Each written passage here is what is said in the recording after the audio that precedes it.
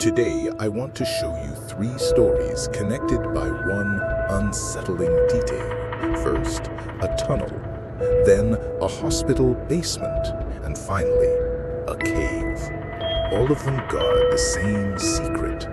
Can you figure out the pattern that ties these places together? I went there because of the channel.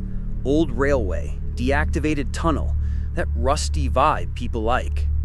I arrived at dawn out of stubbornness and to avoid onlookers. There was fog in the mountains, the kind that seems to breathe. Before the first take, the voice came. "Son?" Everything inside me froze. It was my mother's voice, but with the wrong detail, a way of stretching words she never had. I laughed nervously, like self-defense. Tunnel echo, normal. I pressed rec and went in. The ground was loose stone. The sound of my steps died quickly. Dripping started from the ceiling, first slow, then in perfect rhythm, like a clock.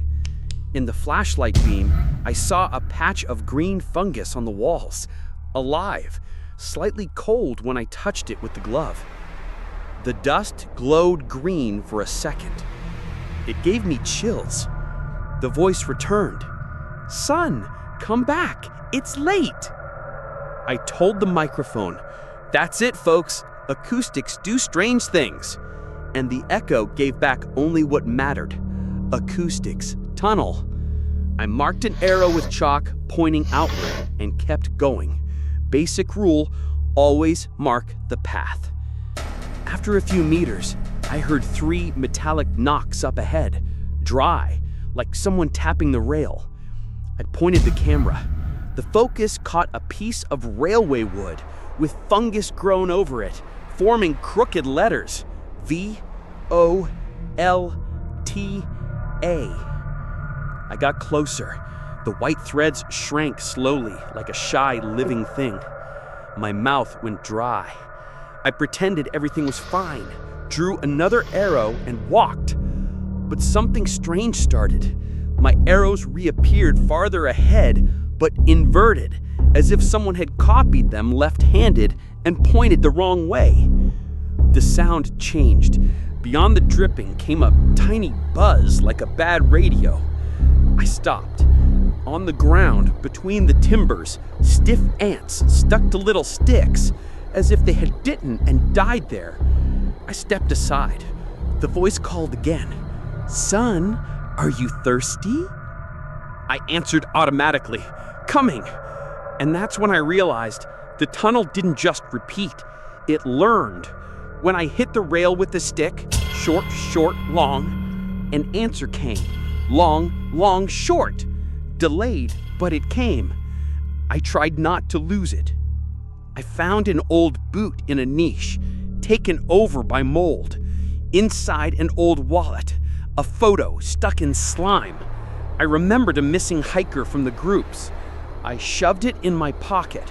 The strand of fungus climbed my glove. I pulled it off in disgust. The voice said at my side, "It hurts when you tear me off." I quickened my pace. Instead of an arrow, I made an X and lit a makeshift torch with hand sanitizer. The flame licked the wall. The fungus shrank in stank, sweet, rotten. The buzzing stopped for a second and came back thinner, like a complaint. I ran. My flashlight tricked me, reflected on a wet sign and gave a false sunrise ahead. I almost cried with anger at myself. The camera shut off by itself. Battery full, suddenly drained. I was running out of options. That's when it hit me. If it learns, I can teach it the way out. I stopped running. I drew a huge arrow backward in the air with the torch and hit the rail. Short, short, long. I repeated again. The threads above moved like antennas, copying the gesture. For a few seconds, the arrow I drew in the air seemed suspended, then vanished. I kept walking, following this memory I was leaving, repeating the pattern. The air got less damp, the dripping slowed. The outside fog returned to being normal fog.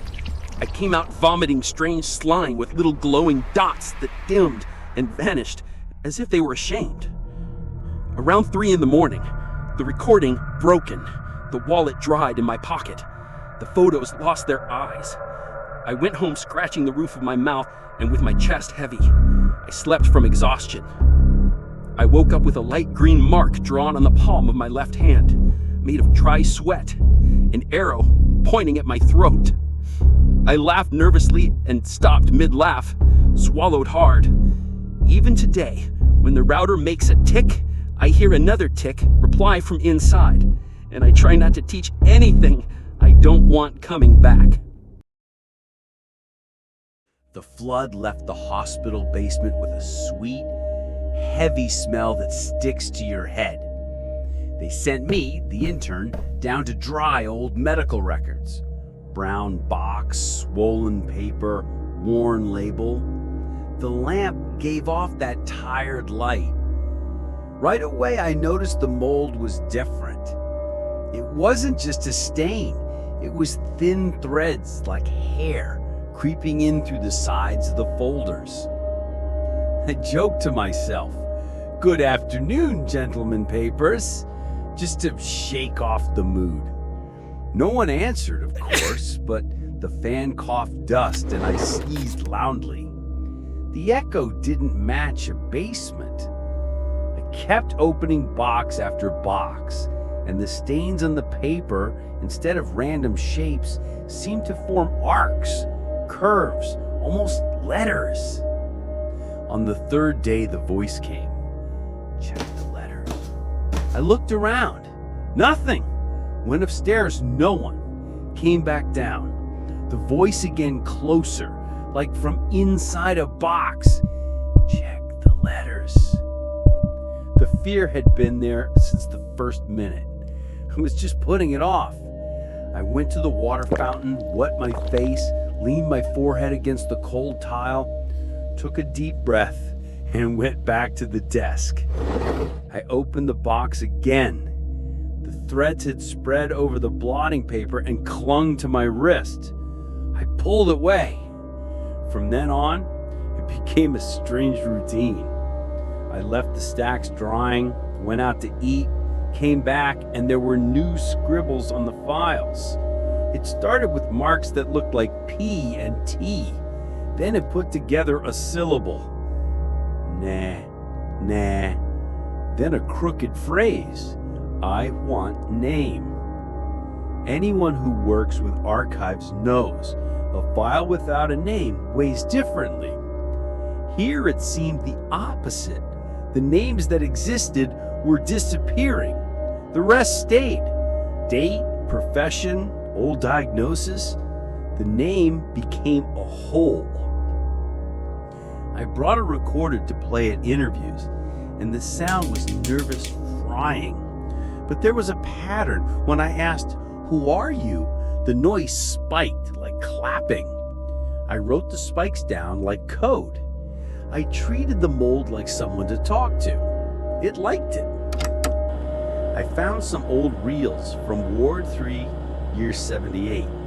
I got the old recorder to work and pressed play. A woman's voice said, "I dream of the wall that breathes." The same phrase came from the boxes, like fabric shifting. The voice laughed, cried, stopped. As days went by, the basement gained presence. The phrases from the tapes became a base. The mold trained on them. It got a taste for name. When I said, "Maria," the shelves trembled slightly. John Silva, May 12th, and everything went silent like respect. "Check the letters," it asked.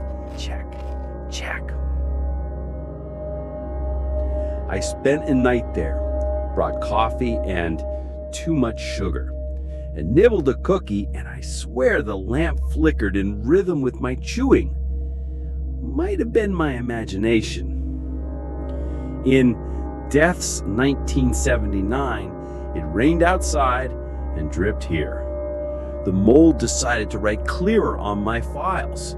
It appeared, "I want the name they took from me."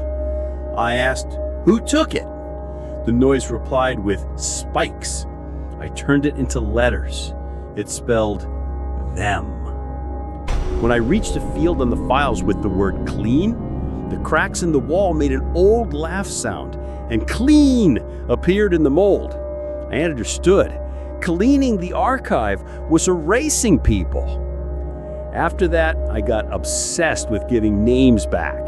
I hunted for nicknames, forgotten notes, scribbles in the margin. I glue photos where the mold only drew an empty face. The basement seemed to breathe with me. My steps echoed inside me. The team found the mess. They went down with masks and bleach.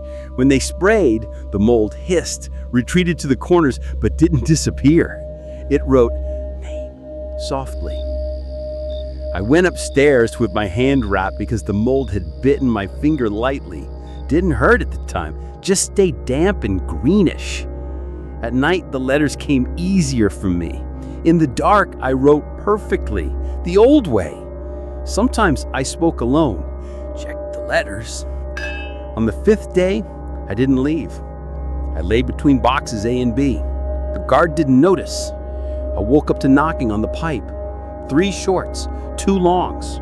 I replied knocking on the shelf. The basement learns fast. In the afternoon, they came down again with product. I already knew it would clean more than it should. I made a mistake. I used my own ink to hold on to names that were almost gone. Blood sticks better on old paper. I said out loud, Donicia with S, Angelo with accent. And I went on, staining my finger, signing as witness for people I had never seen alive. Right now, as I write, the lamp breathes with me. If you stop here and stay silent, you can hear the basement calling from the depths. Check the letters. Only one name is left, which is mine. The mold has already drawn the first letters by itself. I look, breathe, and let it finish. The guide warned before we went in. Here, silence helps. Sounded like a pamphlet phrase, but I kept it. The cave had a nickname like a church, Chapel of Candles, because of the columns that looked like stone candles. We went down with headlamps, helmets, and a nylon cord tied at the entrance, our mother inside. In the first chamber, everything seemed normal. Ancient dust in the air, a chill on my face. In the second, the wind that should be there wasn't. What came instead was a low noise like an old radio and a pale light in a corner of the ceiling. I joked softly, "Fossil firefly." The guide answered in a low tone, "Keep your voice down. Everything here listens." The nylon between my fingers trembled slightly, as if the rock breathed. I aimed the flashlight at that light and understood. It was reflection on a patch of fungus, a net of white threads with droplets acting as lenses. When I breathed hard, the threads shifted and the light swept like blinking. Nico, our second guide, said, "Beautiful." He spat to the side. The thread that caught the spit shone different, almost as if offended. The third chamber had a shallow lake. The ceiling dropped because of a stone ledge with hanging points. Our reflection in the lake came out all twisted. I tapped the metal clip twice and heard 2 taps come back from the ceiling. The guide whispered, "Listen." Tick. We left the lake and entered a long corridor. The sound there was like a stone throat. Inside that sound were little cracks like in the railway tunnel I told before. I wasn't finding it pretty anymore. The nylon pinched like someone pressed it from behind. I asked, "How far to the big chamber?" The guide answered, "Less than it was." I laughed then. Later, I didn't. The big chamber, we call it the cathedral, appeared earlier than expected. Ceiling too high, columns casting shadows that spun as we walked. Above, several faint points of light lit and dimmed almost in rhythm with our breathing. When I inhaled deeply, 2 points lit. Nico coughed, a line of brightness ran. The guide held his breath a long time, almost everything went dark, then lit at once when he gave in. He said simply, "Back." I agreed, but Nico did what always causes trouble. Just a bit further. He disappeared behind some columns. We called softly. Nothing. The nylon, which should help, felt strange, slack. We went after him.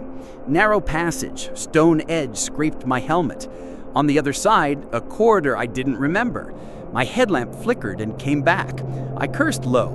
The ceiling answered with a sequence of points like it understood the curse and was repeating. We found Nico leaning against the wall, eyes looking through us. On his face, little white threads had drawn 3 marks. Maybe paranoia, but I had seen that symbol on the street. He said, "Don't look back." But it wasn't his voice. Of course I looked. The corridor shrank a little. The fungus threads seemed to watch us through droplets like eyes. The drop magnified our fear and returned delayed. The guide said, "Silence. If you speak, it speaks. If you ask, it gives. If you give, it charges." I wanted to give nothing, but the body gives without asking. Heat, vapor, salt. The threads lit more, almost like candles. I sat on the ground to be smaller. The guide tapped my helmet. "Short, short, long." The ceiling replied, "Short, short, long." After a moment, I said, "It learns." The cave seemed to agree. We went back pulling Nico slowly, without speaking. The nylon got a bit firmer. I was sure we passed twice by the same drip that forms that white stone flower. Going back in a cave tricks your head. The cathedral insisted on being always ahead, as if the cave tried to stitch our path and fold us inside. I thought of the sky, the noise of the street, and my mouth watered. When the mouth of the fissure appeared, it was like seeing someone you love. The guide warned, "Slow and low." I obeyed. The pale light went out, like it got upset. The nylon got firm at last. The air warmed a little. A basement smell came, and I thought it was the best smell in the world at that moment. We got out. The night outside seemed less night than inside. In the car, Nico slept on the guide's shoulder. At home, in the shower, I noticed pale drawings on my chest, like roots. Didn't hurt. Itched when I pressed my ear to the tile. I leaned. On the other side, a tick. I replied with my nail. The tile replied. A pale light blinked behind the mirror for a second and vanished. The guide was right. Silence helps. I learned another. Silence becomes password. If you breathe very softly, they come close. If you stop, they rise. Since then, sometimes I sit in the yard, stay quiet and listen. When I lie down, 3 dots light on my chest, then 2, then 1 in rhythm with the wall's tick. I answer, out of courtesy, and I try not to teach anything I don't want to come back. Now tell me, which of the stories still breathes inside your head after the silence? Write it below and share only with those who would dare to face their own nightmare.